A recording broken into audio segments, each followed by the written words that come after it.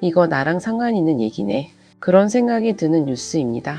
퇴직 후 필요한 날만 현장에 나가는 60대 가장이 있습니다. 평일에는 건설 현장, 주말에는 행사장 설치, 일이 있을 때만 일하는 이른바 일용직입니다. 본인은 직장을 다니지 않으니 건강보험은 크게 신경 쓰지 않았습니다. 그런데 최근 정부가 건강보험료 부과 체계를 손보겠다고 나섰습니다. 기준이 되는 숫자는 연간 2천만 원입니다. 단순한 숫자 같지만 이 기준 하나가 퇴직 후 일하는 사람과 그 가족의 피부양자 자격까지 흔들 수 있습니다. 많은 분들은 이렇게 생각합니다. 나는 월급쟁이가 아니니까 괜찮겠지. 그런데 이번 논의는 바로 그 상식을 다시 들여다보겠다는 이야기입니다.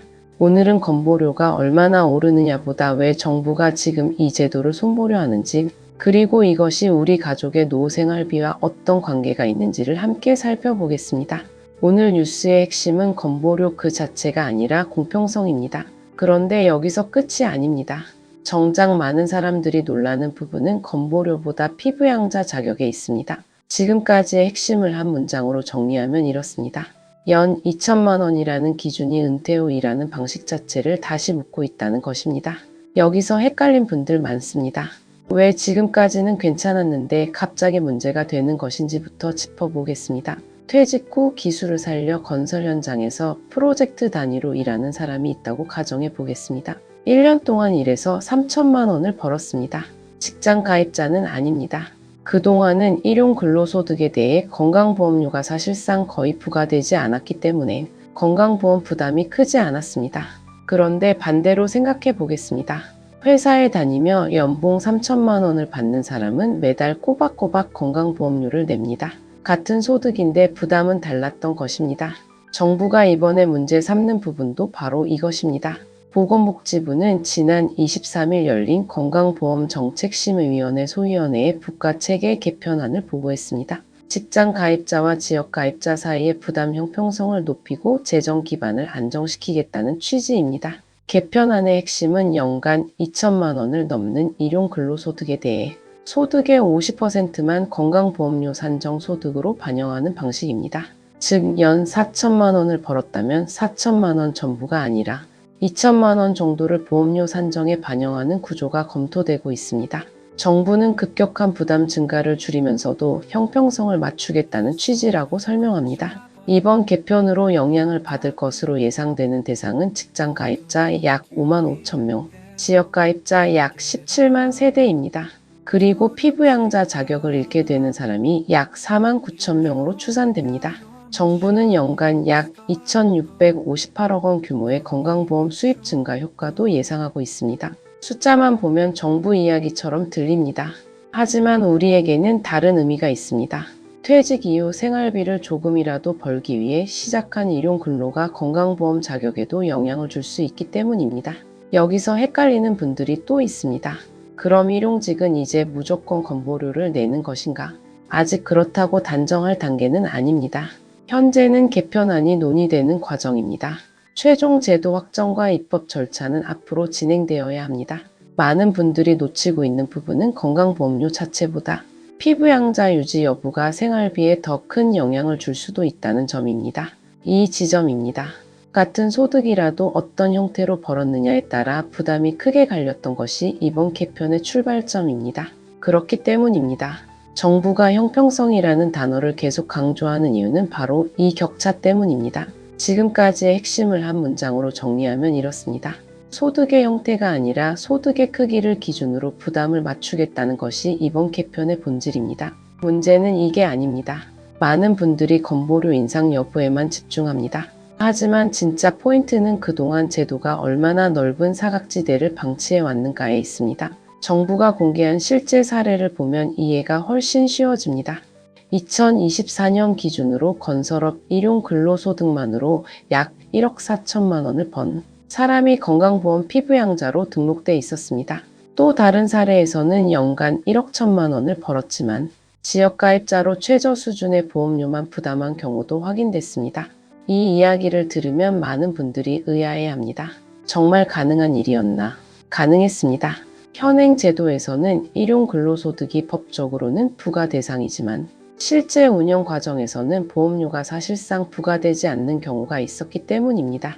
정부는 이런 부분이 직장 가입자와의 형평성에 맞지 않는다고 판단하고 있습니다. 또 하나 눈여겨볼 부분이 있습니다.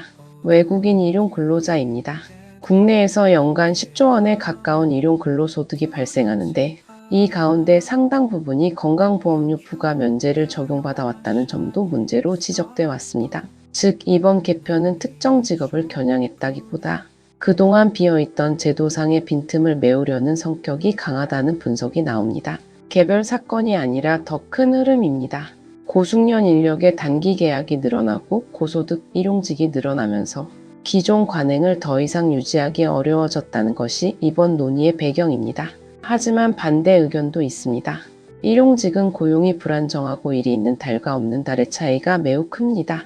이런 소득 특성을 일반 직장인과 같은 기준으로 보기 어렵다는 지적도 나옵니다. 그래서 앞으로 보험료 산정 방식과 부담 수준을 둘러싼 논의는 계속 이어질 가능성이 큽니다.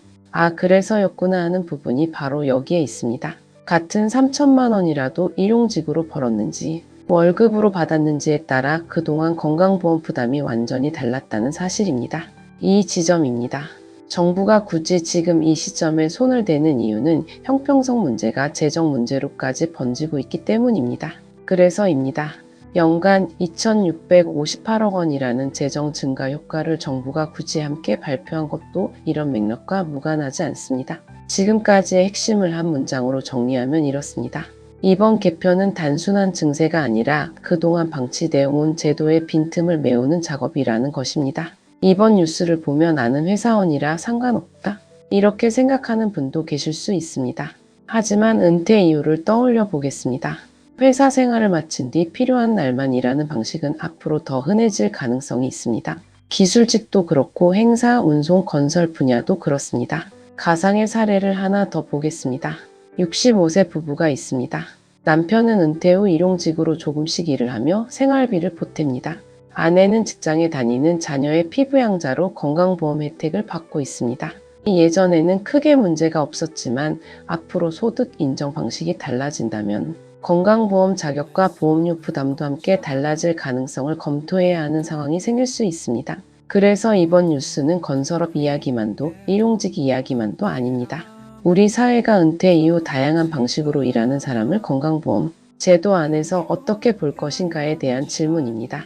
건강보험은 아플 때를 위한 제도이기도 하지만 누가 얼마나 부담할 것인가를 함께 결정하는 사회적 약속이기도 합니다.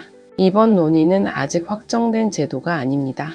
앞으로 건정심 논의와 정부 입법 과정에서 내용이 달라질 수도 있습니다. 그래서 지금 필요한 것은 막연한 불안보다 내 소득 구조와 건강보험 자격을 한번 점검해보는 일일 것입니다.